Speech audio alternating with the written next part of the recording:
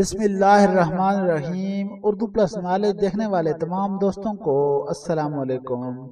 الادین کے بارے میں آپ تمام دوستوں نے ضرور سنا ہوگا۔ اس کے پاس ایک چراغ کا جن تھا جو کہ اس کا ہر حکم بجا لاتا تھا۔ الادین خود کوئی کام نہیں کرتا تھا، اسے جو بھی کام کرنا ہوتا یا جس چیز کی ضرورت ہوتی وہ جن کو حکم دیتا اور جن فوراً وہ کام کر دیتا۔ پھر ایک دن الادین کا چراغ گم ہو گیا تو وہ بہت پریشان ہوا کیونکہ اس کو کوئی بھی کام کرنا نہیں آتا تھا۔ اب الادین سارا دن نکما پھرتا اور مفت کی روٹیاں توڑتا رہتا تھا۔ اس کی ماں اسے بہت سمجھاتی تھی کہ بیٹا کوئی کام کیا کرو، اس طرح نکما پھرنا اچھی بات نہیں، لیکن الادین ایک کان سے ماں کی بات سنتا اور دوسرے کان سے نکال دیتا۔ الادین میں جو ایک خاص بات تھی وہ یہ تھی کہ اس کا دماغ بہت اچھا تھا اور وہ بہت چالاک تھا۔ ایک دن الادین کو اس کی ماں نے تنگ آ کر گھر سے نکال دیا۔ الادین نے بہت کوشش کی کہ وہ ماں کو راضی کر لے، مگر اس کی ماں نے اسے گھر سے نکال کر دروازہ بند کر دیا۔ الادین کچھ دیر تو وہاں پریشان کھڑا رہا اور پھر وہاں سے چل دیا۔ اسے سخت بھوک لگ رہی تھی اور اس کے پاس ایک پیسہ تک نہیں تھا۔ آخر اسے ایک ترکیب سوجھی اور وہ ایک حلوائی کی دکان پر جا پہنچا۔ 5 روپے کے لڈو دے دو، الادین نے حلوائی سے کہا۔ یہ لو، حلوائی نے اسے لڈو دے دیے۔ الادین لڈو لے کر وہاں کچھ دیر کھڑا رہا اور پھر حلوائی سے بولا، نہیں بابا، جلیبیاں دے دو۔ الادین نے لڈو واپس کر کے جلیبیاں لے لی اور پھر کچھ دیر کھڑا سوچتا رہا اور پھر حلوائی سے کہا، یہ نہیں بابا، جلیبیاں رکھ لو اور برفی دے دو۔ حلوائی نے برا سا منہ بنایا اور جلیبیاں واپس لے کر اسے برفی دے دی۔ الادین نے برفی لے کر کھائی اور چلنے لگا تھا کہ حلوائی بولا، ارے پیسے تو دے دو۔ کیسے پیسے؟ الادین نے پوچھا۔ ارے برفی کے پیسے، حلوائی نے جواب دیا۔ برفی تو میں نے جلیبیوں کے بدلے میں لی تھی، الادین نے کہا۔ اچھا تو پھر جلیبیوں کے پیسے نکالو، حلوائی نے کہا۔ مگر جلیبیاں تو میں نے لڈوؤں کے بدلے میں لی تھیں۔ الادین کا یہ جواب سن کر حلوائی بولا، اچھا تو پھر لڈوؤں کے پیسے ہی دے دو، مگر لڈو تو میں نے تمہیں واپس کر دیے تھے۔ الادین یہ جواب دے کر وہاں سے چلتا بنا، جبکہ حلوائی اپنا سر پیٹنے لگا۔ الادین سارا دن آوارہ گردی کرتا رہا۔ اب شام ہونے والی تھی اور وہ سوچ رہا تھا کہ رات کہاں بسر کروں گا، ماں تو گھر میں گھسنے نہیں دے گی۔ وہ یہ سوچتا ہوا جا رہا تھا، جب وہ بالے کسائی کی دکان کے سامنے سے گزرا تو بالے کسائی نے اس سے کہا، ارے الادین، میرے پاس 1 منٹ ادھر آنا۔ الادین بالے کسائی کے پاس جا پہنچا۔ تم ذرا ادھر دکان پر ٹھہرو، میں گھر کے لیے تھوڑا سا سودا صرف لے آؤں، بالے کسائی نے الادین سے کہا۔ اور اس سے پہلے کہ الادین بالے کسائی سے کچھ کہتا، وہ دکان سے نکل کر سودا لینے چلا گیا۔ الادین پریشان سا ہو کر وہیں بیٹھ گیا۔ اچانک اس کی نظر ایک آدمی پر پڑی جس کے ہاتھ میں ایک بکری تھی۔ وہ چلتا ہوا سیدھا بالے کسائی کی دکان پر پہنچا اور کہا، جی میں ادھر نیا آیا ہوں، مجھے یہ بکری فروخت کرنی ہے۔ ایک آدمی نے مجھے بتایا کہ بالے کسائی کے پاس چلے جاؤ، وہ تمہاری بکری خرید لے گا۔ الادین نے اس آدمی کی بات سنی اور اسے کہا، وہ بالا تو ادھر۔ ابھی اس نے یہیں تک کہا تھا کہ اسے ایک ترکیب سوجھی اور پھر جلدی سے بولا، جی بالا تو ادھر مجھے ہی کہتے ہیں، تم کتنے کی یہ بکری فروخت کرو گے؟ جی میں یہ بکری 1200 روپے کی فروخت کروں گا، اس آدمی نے کہا۔ الادین نے بکری کی طرف دیکھا جو کسی صورت میں 1200 روپے کی نہیں لگ رہی تھی۔ الادین اس آدمی کی چالاکی سمجھ گیا جو کہ جان بوجھ کر زیادہ پیسے مانگ رہا تھا۔ تم ایسا کرو کہ یہ بکری ادھر باندھ دو اور صبح مجھ سے پیسے لے لینا، ابھی میرے پاس پیسے نہیں، صبح میں تم کو 1250 روپے دے دوں گا۔ الادین نے چالاکی سے کہا۔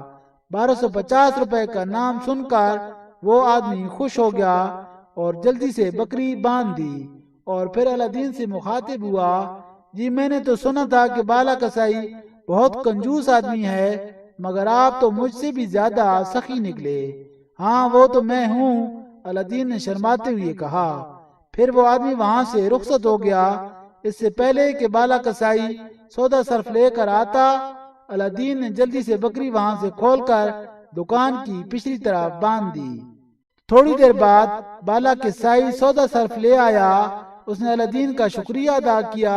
الدین نے بالے کسائی کے سامنے بکری کا ذکر بالکل نہیں کیا اور پھر وہاں سے بکری کھول کر گھر کی طرف چل پڑا۔ گھر پہنچ کر اس نے دروازے پر دستک دی۔ اس کی ماں نے دروازہ کھولا۔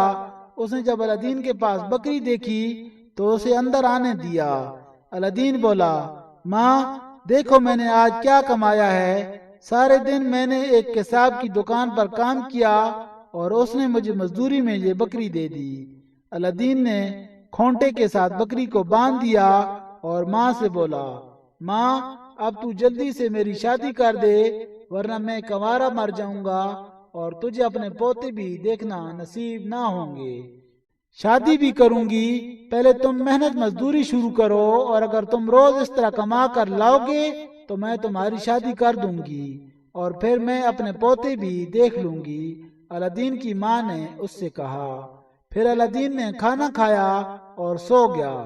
آدھی رات کے وقت کھٹکے سے اس کی آنکھ کھل گئی۔ آنکھ کھلی تو اس نے دیکھا کہ ایک بکری کی رسی ٹوٹی ہوئی ہے اور بکری غائب ہے۔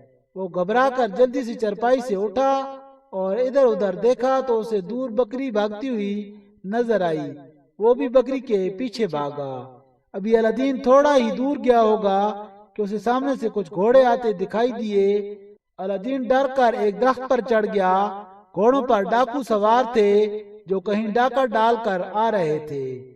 ڈاکو بھی اس درخت کے نیچے آ کر بیٹھ گئے اور لوٹا ہوا مال آپس میں بانٹنے لگے۔ ادھر الدین درخت پر بیٹھا ان کے جانے کا انتظار کر رہا تھا۔ اچانک اسے چھینک آنے لگی۔ الدین نے چھینک روکنے کی بہت کوشش کی مگر چھینک آ کر رہی۔ ڈاکوؤں نے چھینک کی آواز سنی تو ادھر ادھر دیکھنے لگے۔ چاندنی رات میں انہیں درخت پر بیٹھا ہوا الدین نظر آ گیا۔ نیچے اترو، ڈاکوؤں کے سردار نے الدین سے کہا اور الدین ڈرتے ڈرتے نیچے اتر آیا۔ سردار، یہ شاید سرکاری جاسوس ہے اور ہماری جاسوسی کر رہا تھا تاکہ ہمیں پکڑوا دے۔ ایک ڈاکو نے سردار سے کہا، نہیں نہیں، میں جاسوس تو کیا جلوس بھی نہیں ہوں، میں تو الدین ہوں اور اپنی بکری کو ڈھونڈتا ہوا ادھر آ گیا ہوں۔ الدین نے کہا، نہیں سردار، یہ جھوٹ بولتا ہے، یہ ضرور جاسوس ہے، اسے یہیں مار دینا چاہیے۔ ایک اور ڈاکو نے کہا اور سردار نے الدین کو قتل کرنے کے لیے تلوار نکال لی۔ نہیں نہیں، میں جاسوس نہیں ہوں، مجھ سے قسم لے لو میں جاسوس نہیں ہوں۔ مجھ غریب پر رحم کھاؤ، میری بوڑھی ماں میرے بغیر مر جائے گی اور میری ہونے والی بیوی اور بچوں پر رحم کرو، وہ پیدا ہونے سے پہلے ہی یتیم ہو جائیں گے۔ الدین اب باقاعدہ گڑ گڑا کر روتا ہوا سردار کے آگے ہاتھ جوڑنے لگا اور معافیاں مانگنے لگا۔ موت کے خوف سے اس کا جسم بری طرح لرز رہا تھا۔ الدین کی یہ حالت دیکھ کر ڈاکوؤں کے سردار کو اس پر رحم آ گیا اور اس نے الدین سے کہا، اچھا ہم تمہیں نہیں مارتے مگر تمہیں ہمارے ساتھ چلنا ہوگا، چونکہ ہمارے پاس کھانا پکانے کے لیے کوئی نہیں ہے، اس لیے تم ہمارے لیے کھانا پکاؤ گے۔ کھانا تو تم بنا لیتے ہو نا؟ ہاں ہاں، کیوں نہیں، میں بڑے مزیدار کھانے بنا لیتا ہوں، الدین نے جواب دیا۔ تو پھر ٹھیک ہے، سردار نے کہا اور پھر سب ڈاکو چلنے لگے۔ انہوں نے الدین کو بھی اپنے ساتھ شامل کر لیا اور پھر تھوڑے فاصلے پر موجود پرانے کھنڈرات میں داخل ہو گئے۔ ایک دیوار کے سامنے رک کر سردار نے زمین پر ابھرے ہوئے ایک پتھر کو دبایا تو دیوار میں ایک دروازہ کھل گیا۔ ڈاکو اس دروازہ سے اندر داخل ہو گئے۔ جب سب لوگ اندر داخل ہو گئے تو سردار نے اندر ایک اور پتھر دبایا اور وہ دروازہ بند ہو گیا۔ الدین یہ سب بڑے غور سے دیکھ رہا تھا۔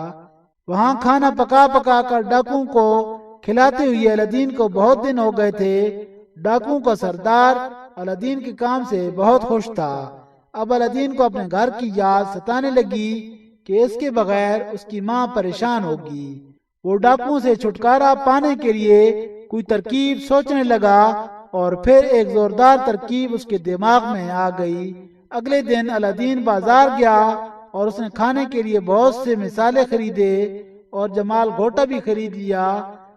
اب کہ جب اس نے کھانا پکایا تو مزید اور مثالوں کے ساتھ اس نے جمال گھوٹا بھی کھانے میں ملا دیا۔ جب رات کو ڈاکو واپس آئے تو الدین نے جو کھانا ان کے سامنے رکھا اس میں سے خوشبوئیں اٹھ رہی تھیں، جس سے ڈاکو کی بھوک اور تیز ہو گئی اور وہ کھانے پر ٹوٹ پڑے اور خوب پیٹ بھرنے لگے۔ تھوڑی دیر بعد ہی جمال گھوٹا نے اپنا اثر دکھایا۔ کھانا کھاتے ہوئے ایک ڈاکو کے پیٹ میں درد اٹھا اور وہ پیٹ پکڑ کر جلدی سے اٹھا اور لوٹا لے کر باہر دوڑا۔ ابھی وہ گیا ہی تھا کہ دو ڈاکو اور پیٹ پکڑ کر اٹھے اور لوٹے لے کر باہر دوڑے۔ ان کے جاتے ہی سردار بھی پیٹ پکڑے اٹھا اور باہر چلا گیا۔ اس کے ساتھ ہی باقی ڈاکو بھی پیٹ پکڑے باہر دوڑ گئے۔ اتنے میں پہلا گیا ہوا ڈاکو واپس آ گیا۔ وہ آ کر بیٹھا ہی تھا کہ اس کے پیٹ میں پھر درد اٹھا اور وہ پیٹ پکڑے لوٹا لیے ایک بار پھر باہر دوڑ گیا۔ اس کے جاتے ہی دو ڈاکو واپس آ گئے۔ وہ آ کر بیٹھے ہی تھے کہ ان کے پیٹ میں پھر گڑبڑ ہوئی اور وہ الٹے قدموں پیٹ پکڑے باہر بھاگے۔ ان کا یہ حال دیکھ کر الدین کی اپنی ہنسی روکنا مشکل ہو رہا تھا۔ ڈاکو کی تو شامت آ گئی تھی۔ ایک ڈاکو آتا تو دوسرے کے پیٹ میں گڑبڑ ہو جاتی اور وہ باہر بھاگ جاتا۔ پہلے کو آئے ہوئے ابھی تھوڑی ہی دیر گزرتی کہ وہ پیٹ پکڑ کر باہر بھاگ جاتا۔ ان کی یہ حالت دیکھ کر الدین خوشی سے سیٹیاں بجا رہا تھا۔ کچھ دیر بعد سب ڈاکو نڈھال ہو گئے۔ ڈاکوؤں کے سردار کا حال بھی بہت برا تھا۔ جب سردار نے دیکھا کہ سبھی ڈاکو تو بار بار باہر گئے مگر الدین ایک بار بھی نہیں گیا بلکہ وہ مزے سے بیٹھا ہوا ہے، تو اسے شبہ ہوا کہ کہیں یہ ساری کارستانی الدین کی تو نہیں ہے۔ اس نے الدین سے پوچھنے کا ارادہ کیا ہی تھا کہ اسی وقت اس کے پیٹ میں مروڑ اٹھی اور وہ پیٹ پکڑ کر باہر دوڑ گیا۔ آخر کار سب ڈاکو اس قدر نڈھال ہو گئے کہ قریب قریب بے ہوش ہو گئے۔ جب الدین نے دیکھا کہ میدان اب بالکل صاف ہے اور تمام ڈاکو بے ہوش پڑے ہیں تو اس نے ڈاکو کا سارا مال ایک بوری میں بھر دیا اور کہیں سے ایک گدھا پکڑ لایا اور خزانے کی بوری اس گدھے پر لاد دی اور پھر ایک اسرا لے کر تمام ڈاکو کی آدھی آدھی مونچھیں، آدھا آدھا سر اور بھوئیں مونڈ دیں۔ اس کام سے فارغ ہو کر وہ گدھے کو لے کر خوشی خوشی اپنے گھر کی طرف روانہ ہو گیا۔